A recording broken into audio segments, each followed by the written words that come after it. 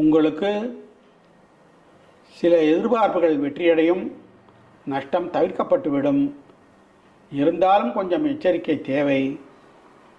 வருமுன் காப்பதே சிறந்தது என்பதற்காக அஷ்டமஸ்தானத்திலே வாகனகாரகன் சுக்கிரனோடு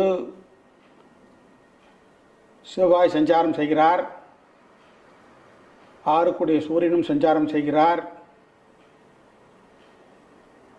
மனைவி ஸ்தானாதிபதினு சொல்லக்கூடிய புதனோடும் சஞ்சரிக்க இருப்பதால் அன்பர்களே, வாகன போக்குவரத்தில் சற்று நிதானம் தேவை. அந்த அஷ்டமஸ்தானம் என்பது காற்று ராசி ஆதலாலே நீங்கள் வாகனத்திற்கு கூடுமானவரை அதிக